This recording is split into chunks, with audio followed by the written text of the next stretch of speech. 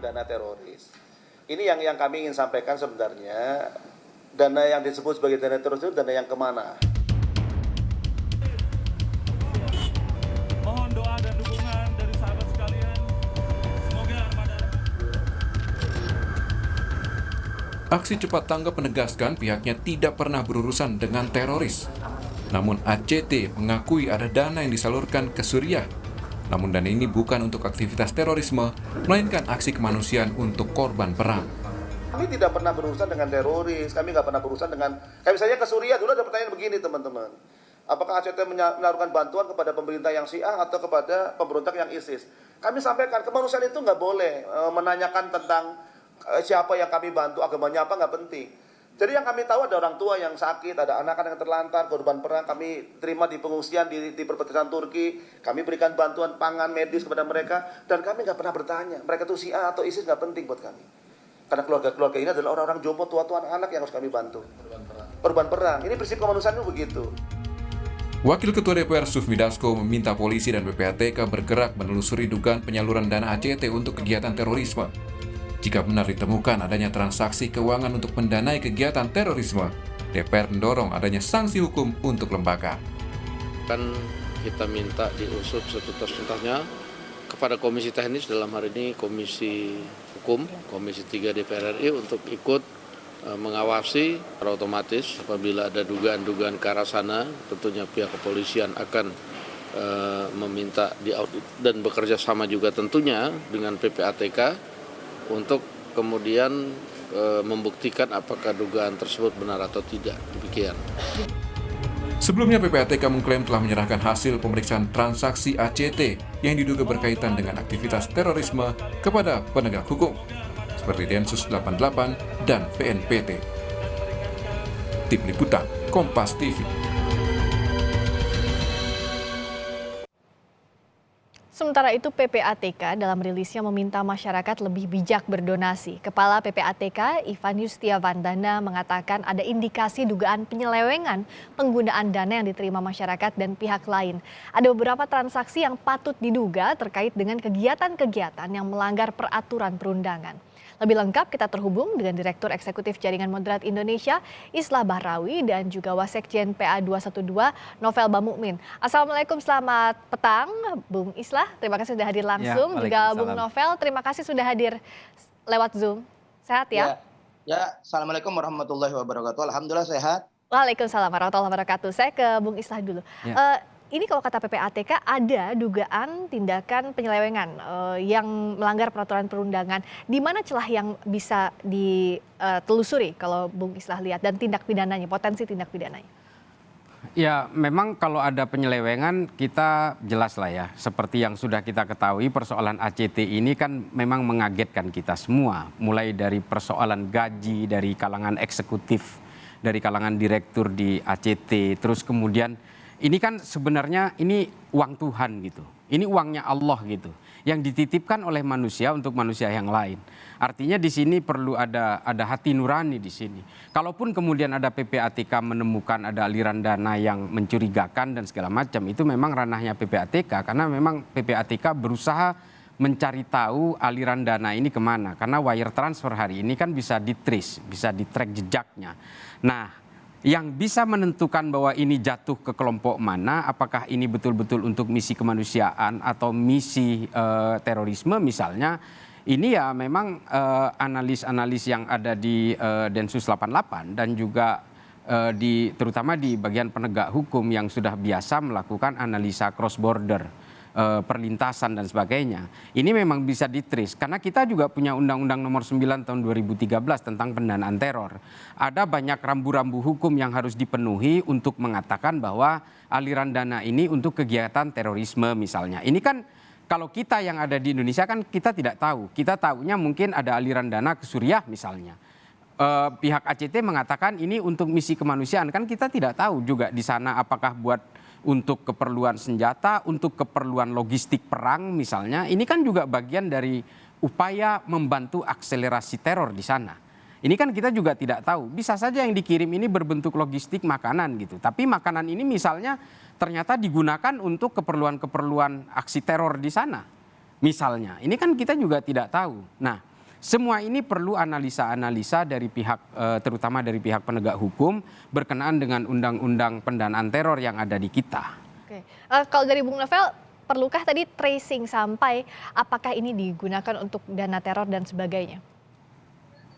Saya rasa terlalu prematur untuk diarahkan ke sana. Karena kalau berbicara dengan Islam, selalu diidentikan arahnya arah terorisme lah, arah-arah yang memang keuangan-keuangan ini dipergunakan untuk tidak semestinya. Karena kalau kita berbicara, ya kita harus tahu, kita harus usut juga karena ada dana, ada amanat umat yang dititipkan di sana. Kita harus tahu. Nah, di audit ini juga harus transparan. Siapa yang mengaudit ini juga harus netral. Jangan punya, karena kita melihat ini adalah tahun ini mulai eskalasi politik mulai meninggi. Sehingga dicari kelompok-kelompok. Tapi kalau PPATK memang lembaga yang untuk menelusuri aliran itu memang semestinya, Bung Novel?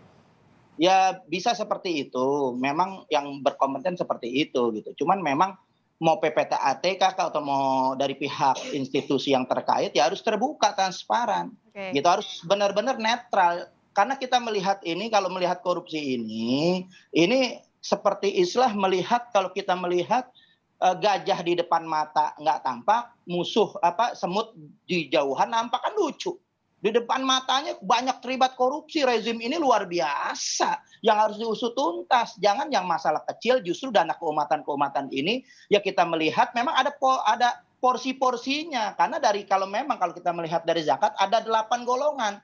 Nah, ACT ini termasuk mungkin bagian daripada amil zakat. Penyelenggara yang memang harus mendapatkan fasilitas untuk nyaman dia bekerja, untuk fasilitas untuk agar efektif dia bekerja gitu.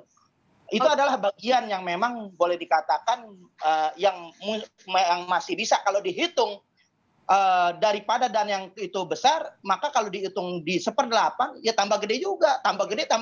Ya kalau mungkin triliunan ya sejahtera semua orang-orang di ACT itu sejahtera. Tergantung pemasukannya berapa gitu. Karena memang sudah dipercaya, dan ingat ACT ini rekanan daripada Pemprov yang ada, bahkan TNI pun bekerja sama dengan ACT gitu.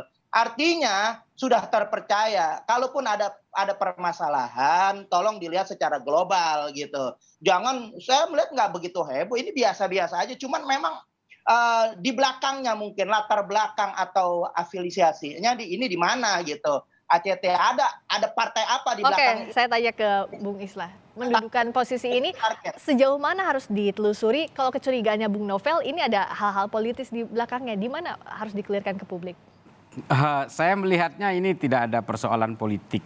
Ini memang semua sudah diakui oleh para pengurus di ACT sendiri. Kalau kita baca hasil tulisan salah satu media yang mengangkat ini paling awal, itu semua mengakui misalnya gaji yang 250 juta termasuk fasilitas mobil mewah dan sebagainya. Saya hanya melihat begini ya, kita harus berhati-hati karena bagaimanapun ini betul-betul proyek yang sifatnya itu kemanusiaan, ini atas nama Allah gitu. Jangan sampai kemudian muncul ada public distrust terhadap lembaga-lembaga sejenis. Nah, soal hak amil tadi, kalau kata Bung Novel? ACT ini kan bukan amil, dia perwakilan amil. Amil itu adalah yang ditunjuk oleh pemerintah, oleh negara. Basnas itu amil. Artinya begini, secara usul fikih ini kan sebenarnya memang sangat debatable ya. Kalau memang ada orang yang bayar zakat lewat ACT, dan ternyata belum disampaikan oleh ACT kepada yang berhak, ini berarti zakatnya belum sah. Karena ini ACT ini bukan amil zakat, tapi ini adalah perwakilan. Ini perwakilan dari amil zakat. Amil zakat itu adalah amil satu lembaga pengumpul yang ditunjuk oleh negara. Seperti zaman Nabi di Madinah misalnya, ini ada Baitul Mal. Nah, orang itu bisa menitipkan kepada salah satu pihak untuk diberikan kepada Baitul Mal di Madinah pada zaman itu. Banyak sekali riwayat itu. Artinya begini loh, kalau ACT ini ternyata tidak menyampaikan zakat itu dan hanya dipakai untuk fasilitas-fasilitas mewah dan sebagainya, kita nggak usah bicara politik lah.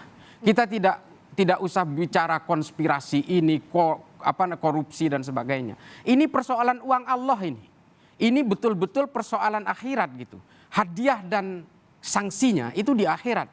Kalau kita berbicara soal audit, oke lah audit 14 tahun hasilnya WTP, wajar tanpa pengecualian.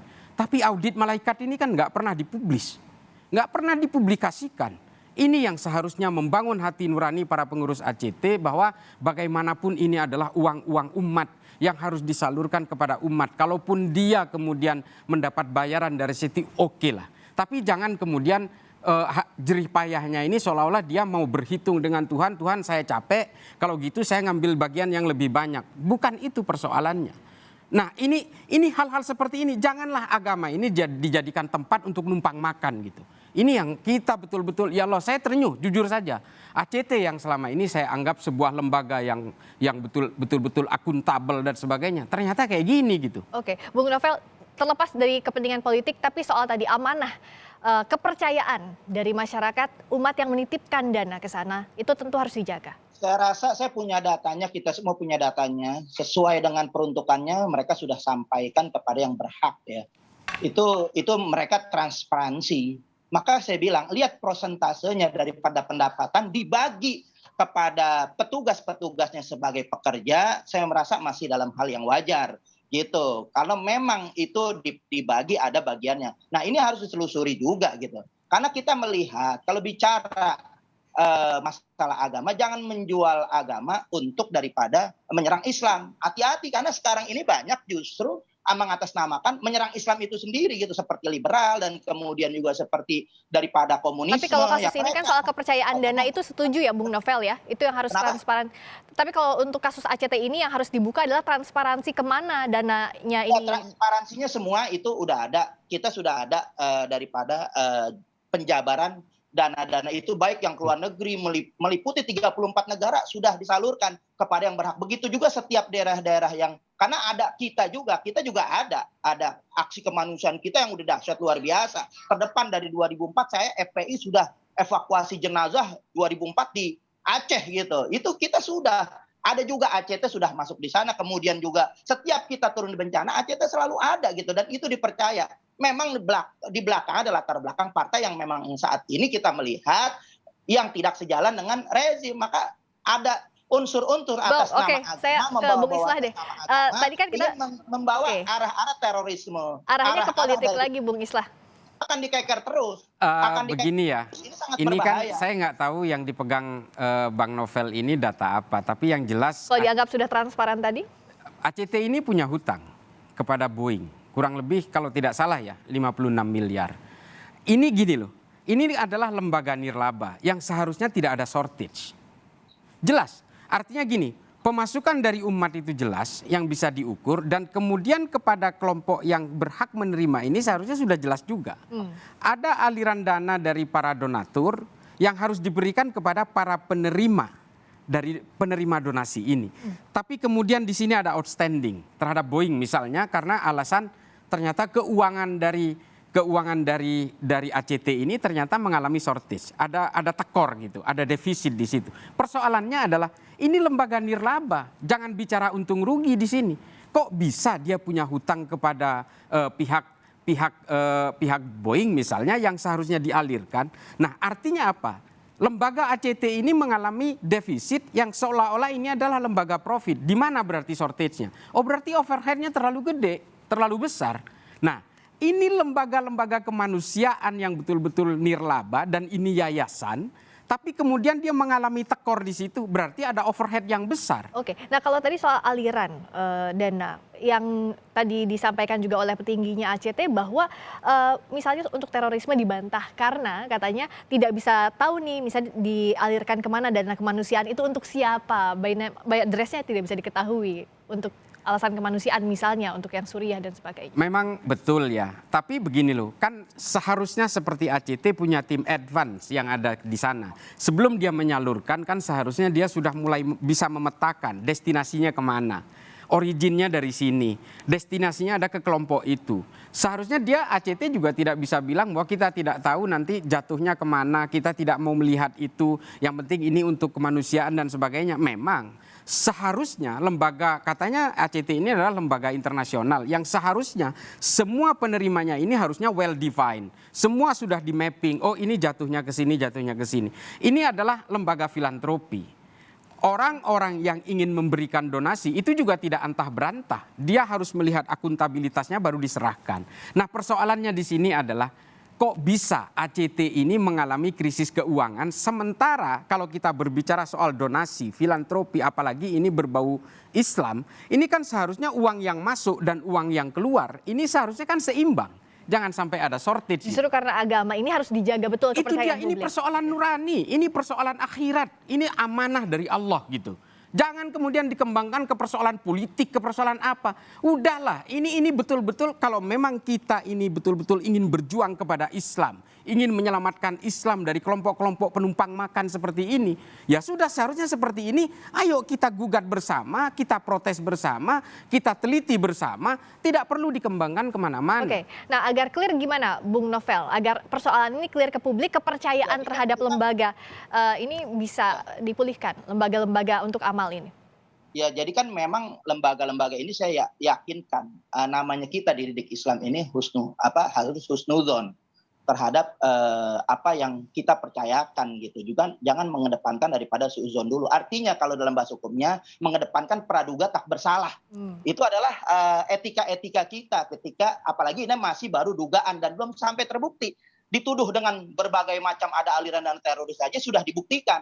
Nah, itu satu poin. Nah, nanti juga ke depan itu kan akan dihitung bagaimana keadaan situasi kondisi yang ada pendanaan daripada ACT, juga orang-orang daripada pegawai-pegawainya, staf-stafnya yang mendapatkan pendapatan itu setelah mempunyai utang sebelum atau sesudah dengan harta kekayaan yang ada yang mereka ini mendapat fasilitas seperti itu. Itu kan terjadi gitu. Itu harus dibuka dulu secara transparan. Jangan kita langsung menjustifikasi bahwa mereka ini adalah menyalahkan amanat nanti dulu gitu. Karena kalau menyalahkan amanat negara ini juga adalah negara ini juga diamanatkan oleh Allah kepada wakil-wakil rakyatnya. Justru yang harus yang harus diaudit adalah justru di saat negara ini susah, pandemi ini susah, 70,3% pejabat meningkat harta kekayaannya. Nah, itu amanat, uang rakyat itu amanat dari Allah untuk dikelola. Penguasa harus amanat gitu. Udah, biarin itu aja juga. Kemudian korupsi yang masalah juga amanat dari uang rakyat dipergunakan dinasti, masalah bansos dikorupsi. Baik. Ada arahan untuk ACT dibubarkan. Kenapa langsung justru dibubarkan? Justru PDIP itu harus dibubarkan. Kita ini bahasnya soal ACT, soal kepercayaan tadi. Jadi merambatnya kalau ke Bung Novel kayaknya dari tadi dibawanya ke politik terus. Bung Islah, ini ada kepentingan politik. Selalu rezim ini adalah kita sekarang tidak bicara subjek Bung Islah. Jadi mungkin mereka tanpa kepentingan politik. Baik, Bung Novel tadi sudah disampaikan Bung Islah agar ini clear ke publik ya. Ini soal kepercayaan. Siapapun yang punya kepercayaan, apalagi kepercayaan dana publik, tentu harus mempertanggungjawabkan di muka publik. Bung Islah melihatnya? Jadi begini, yang harus dipahami dari ACT ini adalah orang yang melakukan donasi terhadap ACT ini bukan hanya orang kaya terhadap orang melarat, bukan hanya orang bahagia terhadap orang susah, tapi juga orang susah kepada orang susah, orang melarat kepada orang melarat. Semua pihak nyumbang lewat ACT ini. Ini yang harus kita pahami. Bahkan non-muslim pun menyalurkan donasinya lewat ACT. Ini yang harus kita pahami. Lalu kemudian ini akuntabilitas inilah yang kemudian rentan karena memang reward dan punishment dari lembaga donasi yang bersifat keagamaan ini memang semuanya ada di akhirat. Artinya apa? Ini adalah persoalan hati nurani. Kok bisa seperti kalangan eksekutif dari ACT ini? Kalau kegelisihannya tadi Bung Novel kan di mana batas husnuzon dan suuzonnya, berprasangka baik, praduga tak bersalah dan mengejar pertanggungjawaban. Husnudzon ini kalau mereka tidak mengakui, kalau kita baca medianya secara utuh yang mengangkat ini pertama kali, itu kan semua sudah mengakui iya memang digaji sekian. Fasilitas mobil mewah ini 3. Ini belum terbukti, kita harus melihat fasilitas mobil mewah. Tadi saya diam. Fasilitas mobil mewah sudah diakui. Ada beberapa hasil audit mengatakan ada pembelian DP rumah mewah, ada pembelian AC, water heater dan sebagainya. Ada juga misalnya tentang wakaf peternakan kambing yang ternyata short di situ. Ini hal-hal seperti ini kadang-kadang memang agama ini memang tidak selalu penuh dengan orang-orang yang tulus untuk berjalan di atasnya. Ada juga para penumpang makan. Ini mohon maaf, saya tidak menuduh siapapun. Ada orang yang memang numpang makan atas nama agama. Ini yang kadang-kadang merusak nama agama itu sendiri. Sementara orang yang berjuang untuk menjaga nama baik agama ini dituduh liberal, kafir, Oke. Sekarang kita luruskan ke dilaporkan sampai saat ini nggak Oke, pernah Bung Novel diproses. sama Bung Islah. Sekarang saya mau tanya pertanyaan terakhir. Kita luruskan soal kasus ACT ini. Singkat saja masing-masing. Apa yang harus dilakukan agar clear kasus ini? Soal pertanggungjawaban dana publik. Silakan Bung Novel. Ya, jadi ini ACT ini adalah aset umat Islam yang harus kita jaga, kita pelihara karena udah tingkat internasional. Lebih baik kita merapihkan, menjaga bersama yang sudah dipercaya, kita mendorong untuk rakyat lebih percaya dan juga ACT harus berbenah diri, harus transparan, merapihkan semua apa yang ada. Ini adalah pelajaran buat ACT dan juga pelajaran buat badan-badan ambil zakat yang lain, termasuk Lasis NU, termasuk Muhammadiyah, termasuk FPI adalah untuk kita berbenah karena ini akan dipertanggungjawabkan. Soal transparansi tadi pertanggungjawaban. Singkat Bung Islah. Ya, saya kira memang jangan sampai presiden yang menimpa ACT ini kemudian dibungkus sama dengan lembaga-lembaga filantropi sejenis yang berbasis agama terutama. Memang ini jangan sampai kasus ACT ini menimbulkan public distrust terhadap lembaga-lembaga sejenis. Artinya ini perlu ada satu penelitian yang komprehensif secara meneliti akuntabilitasnya. Kalau memang di situ ada kesalahan manajemen dan sebagainya, ya harus diperbaiki. Oke, harus diperbaiki. Transparan, kalau ada kesalahan harus diproses dengan tegas. Baik, Bung Novel, semuanya harus diperbaiki. Bung Novel, Bung Islah, terima kasih atas waktunya di Kompas Petang. Semoga clear karena ini berbicara soal kepercayaan publik. Terima kasih atas waktunya di Kompas Petang. Kita ketemu lagi lain kali. Wassalamualaikum warahmatullahi wabarakatuh.